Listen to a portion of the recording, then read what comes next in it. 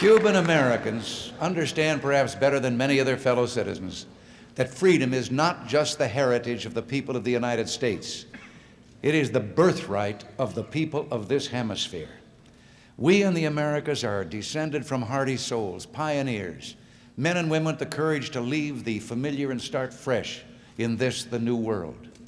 We are, by and large, people who share the same fundamental values of God, family, work, freedom, democracy, and justice.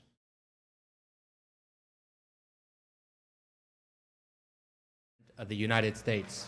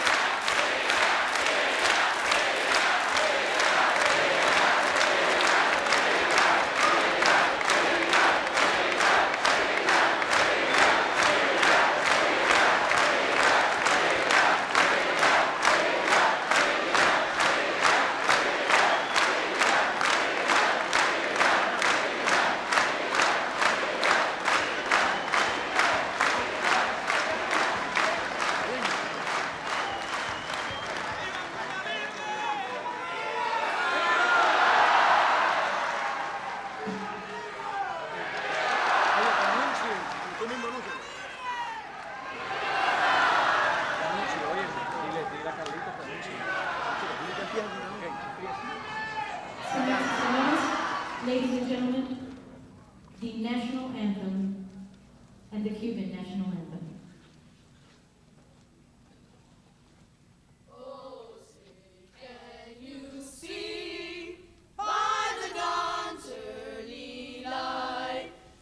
So proud, star-spangled banner yet wave for the land of the free and the home of the brave.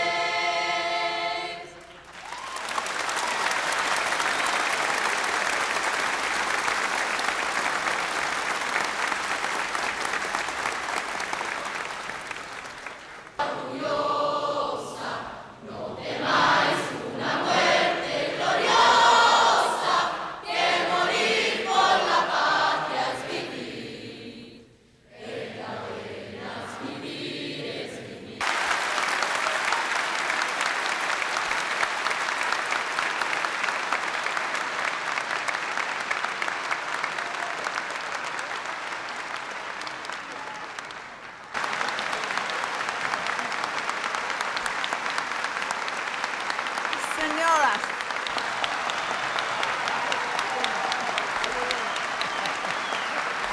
Well, The President of the United States. Mr. Gracias.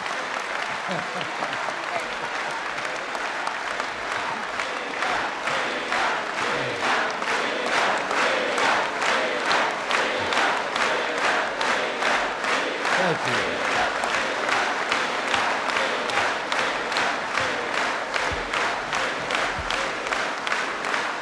Thank you.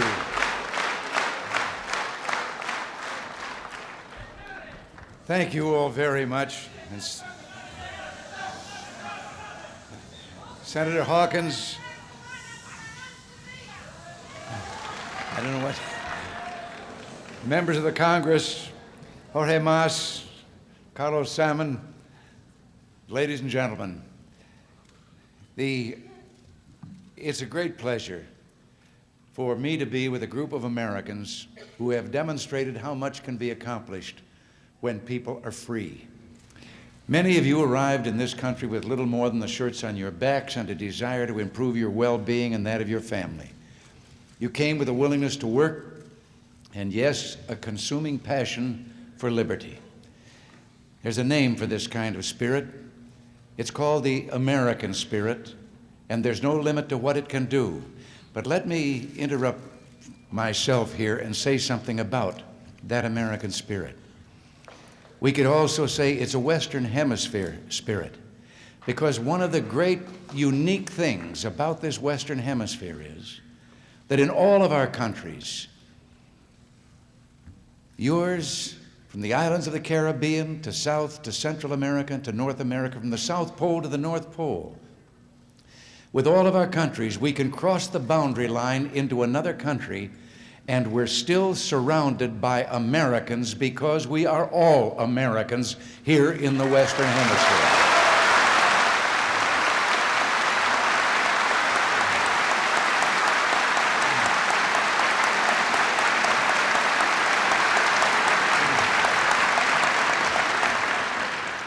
Examples of this spirit abound. Jorge Mas, chairman of the Cuban American National Foundation, came here 20 years ago, worked as a milkman to support himself. Today he owns a construction company that provides hundreds of people with meaningful employment. And when he isn't running his country or company, he's immersed in activities like this one, trying to protect the freedom that has been so important in his life. Jorge Mas, thank you for all that you've done and all you're doing.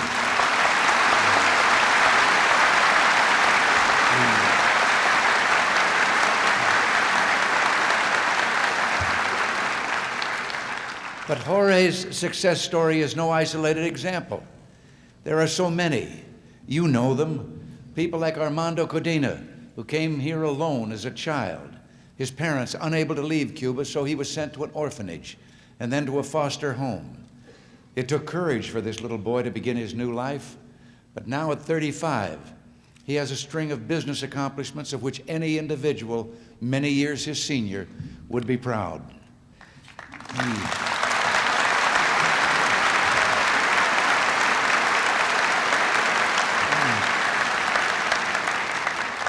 The world-renowned ballet dancer, Fernando Bojones, is a Cuban American.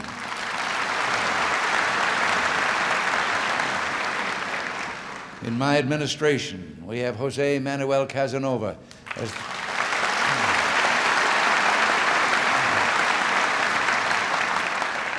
he is the United States Executive Director of the Inter-American Development Bank. And I have an announcement to make today that concerns another outstanding Cuban American, Dr. Jose Sorzano.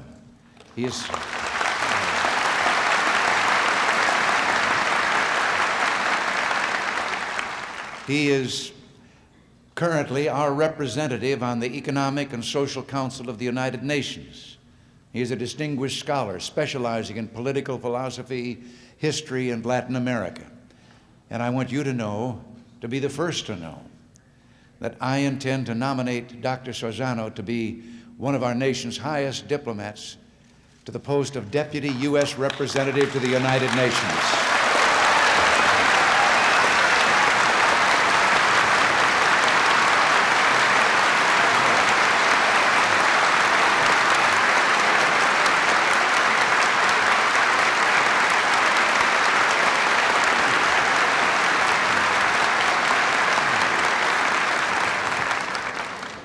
One of the TV cameramen with us today is Eduardo Suarez.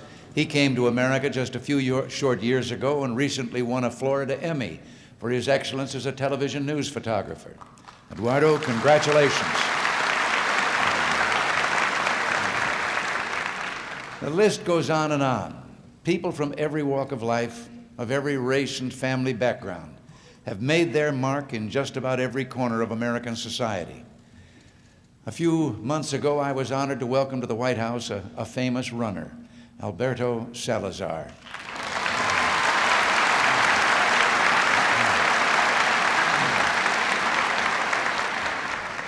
I didn't know what to say. He gave me a pair of running shoes, but I'm not sure what kind of a race he wanted me to run in.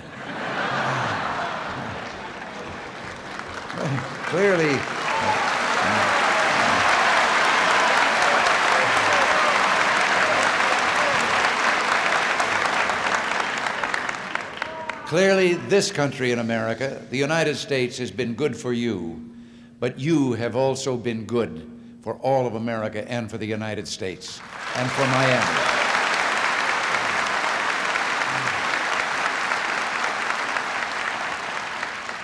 And I add, and for Miami. 25 years ago, there were those who thought Miami had reached its peak and was on the way down.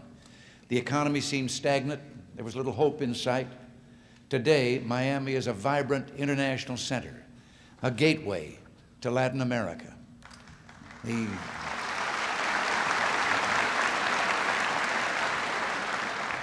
The stark contrast between your life and that of the neighbors and loved ones that you left behind in Cuba stands as evidence to the relationship between freedom and prosperity. About 10 million people still live in Cuba, as compared to about 1 million Cuban Americans. People with the same traditions and cultural heritage, yet the Cubans in the United States, with only 1/10 the number, produce almost 2 times the wealth of those they left behind. So don't let anyone fool you. What's happening in Cuba is not a failure of the Cuban people. It's a failure of Fidel Castro and of communism.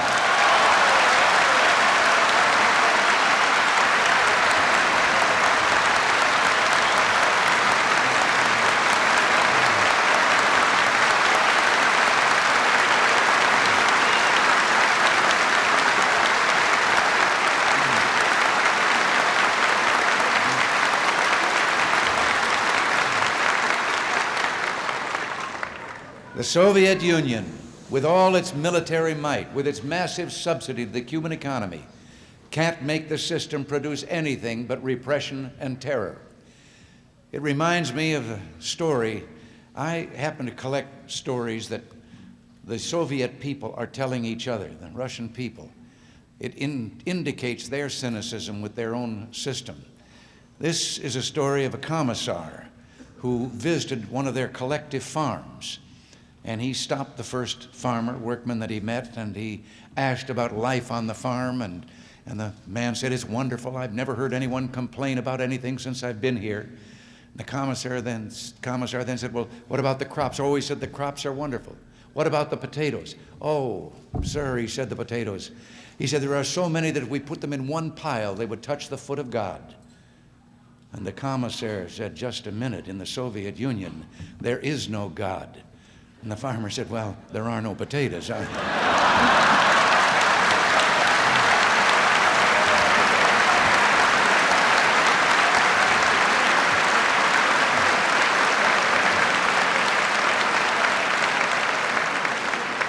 Cuban Americans understand perhaps better than many of their fellow citizens that freedom is not just the heritage of the people of the United States. It is the birthright of the people of this hemisphere. We in the Americas are descended from hardy souls, pioneers, men and women with the courage to leave the familiar and start fresh in this, the new world. We are, by and large, people who share the same fundamental values of God, family, work, freedom, democracy, and justice. Perhaps the greatest tie between us can be seen in the incredible number of cathedrals and churches found throughout the hemisphere. Our forefathers took the worship of God seriously. Our struggles for independence and the fervor for liberty, unleashed by these noble endeavors, bind the people of the New World together. In the annals of human freedom, names like Bolivar and Martí rank equally with Jefferson and Washington.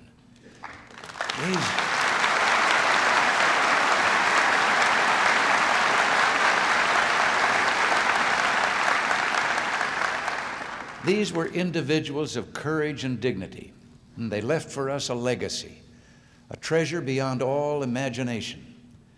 But today, a new colonialism threatens the Americas. Insurgents armed and directed by a faraway power seek to impose a philosophy that is alien to everything which we believe and goes against our birthright.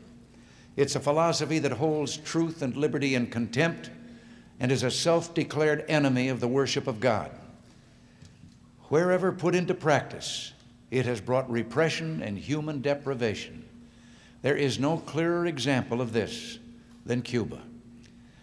The people of Cuba have seen their strong, independent labor movement, which existed before 1959, destroyed by a regime that shouts slogans about its concern for the workers.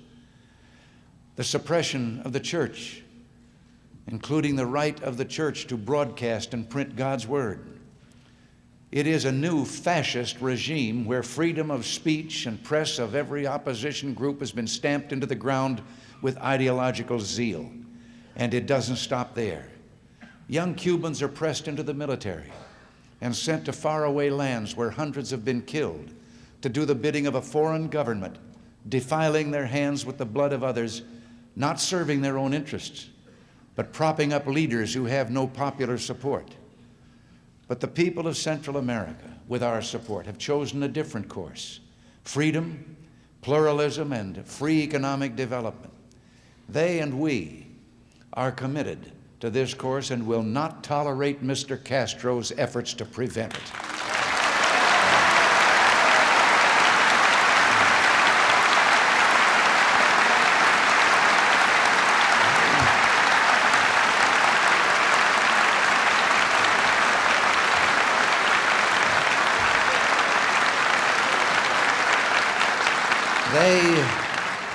They and we want Central America for Central Americans, and that's the way it's going to be.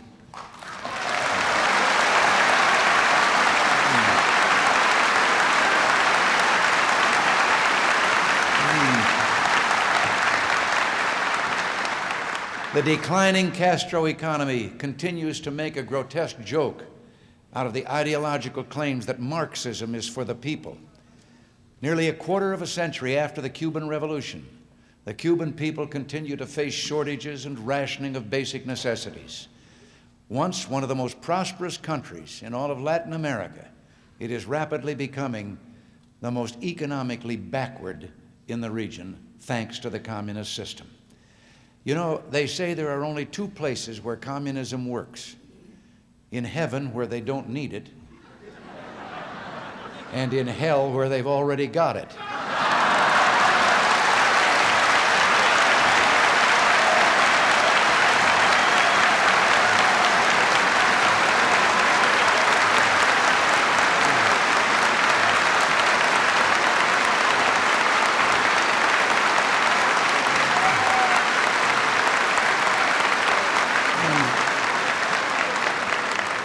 And now there is strong evidence that Castro officials are involved in the drug trade, peddling drugs like criminals, profiting on the misery of the addicted. I would like to take this opportunity to call on the Castro regime for an accounting. Is this drug peddling simply the act of renegade officials, or is it officially sanctioned by the present government of Cuba? The world deserves an answer. On this day, we celebrate Cuban Independence, something special for the people of the United States as well as Cuba. 85 years ago, we joined together and fought side by side, shedding our blood to free Cuba from the yoke of colonialism. Sadly, we must acknowledge that Cuba is no longer independent. But let me assure you, we will not let this same fate befall others in the hemisphere. We will not permit the Soviets and their henchmen in Havana to deprive others of their freedom.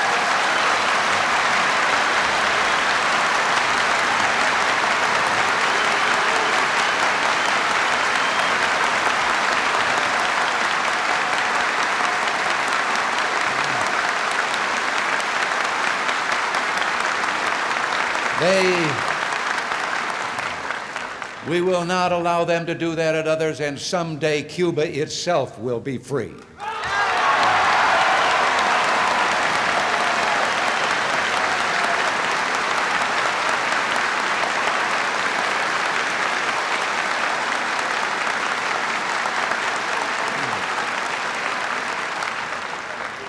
The United States stands at a crossroads. We can no longer ignore this hemisphere and simply hope for the best. Jose Marti, the hero of Cuban independence, a man who spent so many years of his life with us in the United States, said it well. It is not enough to come to the defense of freedom with epic and intermittent efforts when it is threatened at moments that appear critical. Every moment is critical for the preservation of freedom. Now is the time.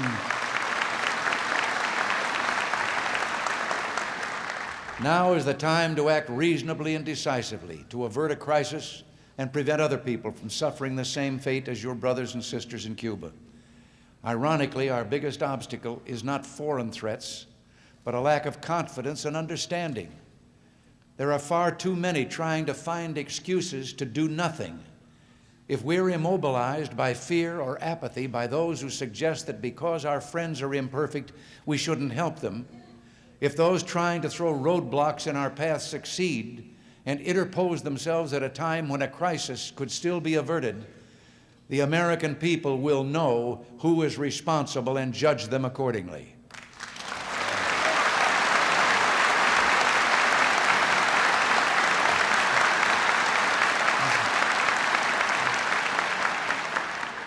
But as I told the Congress a few weeks ago, we've still got time, and there is much that can be done. The Congress can, for example, enact those trade and tax provisions of the Caribbean Basin Initiative that will put the power of free enterprise to work in the Caribbean. The Congress rightly believes that we must not totally focus our efforts on building the military capabilities of our friends. I agree. That's why 75% of what we've asked for is economic, not military aid.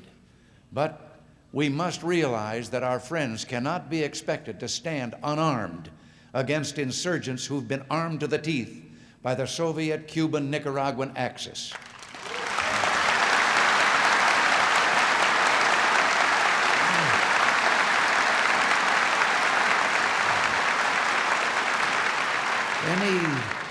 Any excuse for not providing our friends the weapons they need to defend themselves is a prescription for disaster. And again, those who advocate ignoring the legitimate defense needs of those under attack will be held accountable if our national security is put in jeopardy. Teddy Roosevelt is known to have said, "Speak softly and carry a big stick."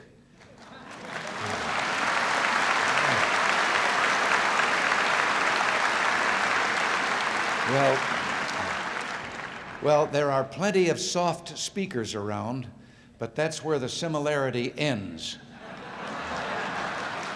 Let there be no mistake. What happens in Latin America and the Caribbean will not only affect our nation, but also will shape America's image throughout the world. If we cannot act decisively so close to home, who will believe us anywhere? Knowing this,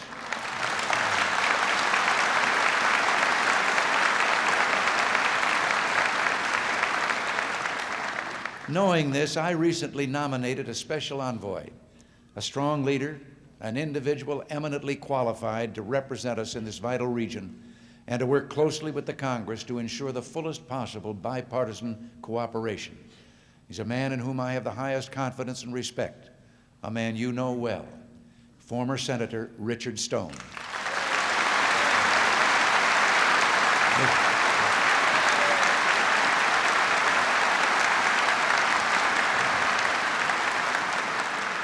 When Senator Stone is confirmed, he will be directly involved with those seeking regional solutions to the problems in Central America. We are fully supportive of good faith efforts like the so-called Contadora Group, seeking to calm tensions and avert conflict. We hope that they'll be able to make progress, and we welcome the participation of all nations in the Americas who have a vital stake in Central America. There is, of course, one top priority item on the agenda I've yet to mention. The Cuban people, as is the case in most communist dictatorships, have been cut off from information. Many of the folks who've come to America in recent years, for example, didn't even know that Cuba had tens of thousands of troops in Africa, much less know about the casualties they've suffered. The greatest threats to dictators like Fidel Castro is the truth. And that's why I'm urging the Congress to approve legislation for the establishment of Radio Marti.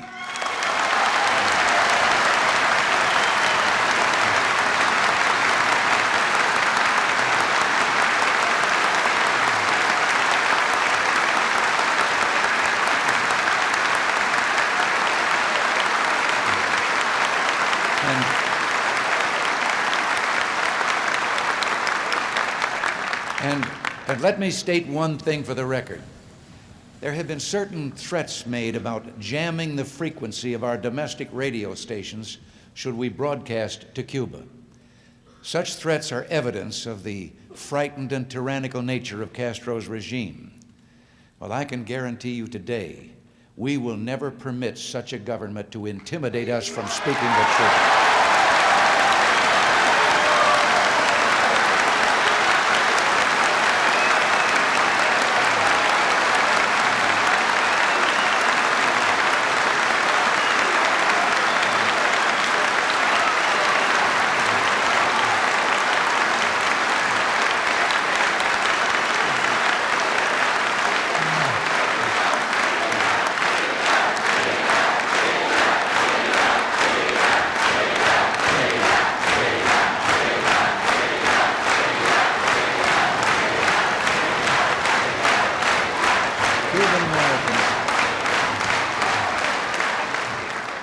Cuban Americans play a unique role in the preservation of our freedom.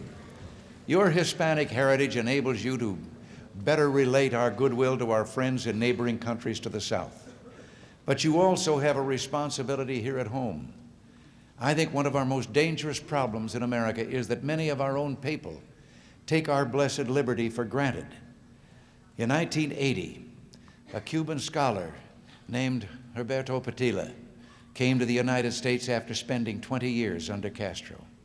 He marveled at what he saw, something that he hadn't even noticed during his visit here 20 years ago. When visiting the campuses of our major universities, he said, "I am struck by something that will be obvious to all Americans. No one, government official or colleague, has asked me what I was going to say in the seminars and courses that I'm going to give this fall. This is new for me, simple but true. It is difficult to ask anyone born into freedom to realize exactly what she or he possesses." Well, Mr. Padilla went on to explain that freedom is invisible. It is the absence of the government censor, the absence of the secret police, the absence of an agent of repression. You know, I couldn't help but think when those beautiful young people were here singing our two national anthems, so many of you only know about the Cuba that some of us know about, the free Cuba, from hearing us talk about it. And you have a great responsibility to make sure that your sons and daughters growing up know of that other Cuba and share in your hopes and dreams. And we all have a responsibility to see that our young people in America who have come along at a later time know about a Cuba that was free. Perhaps the best gift that you can give to your fellow citizens, and you've already contributed so much to our well-being, is a better understanding of that which they cannot see, the human freedom that surrounds them.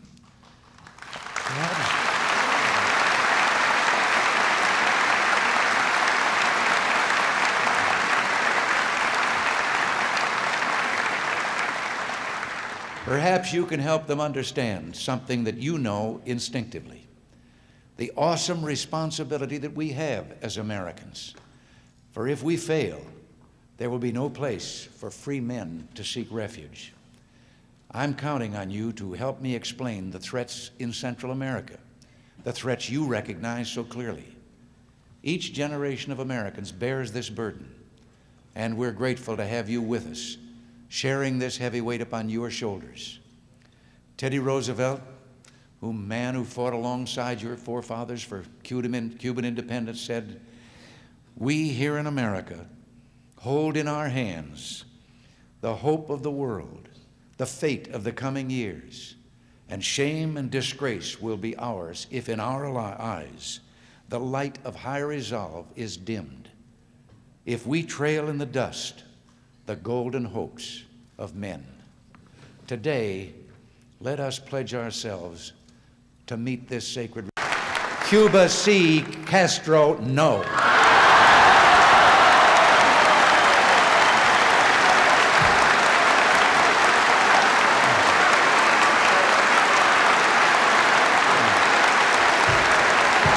Thank you.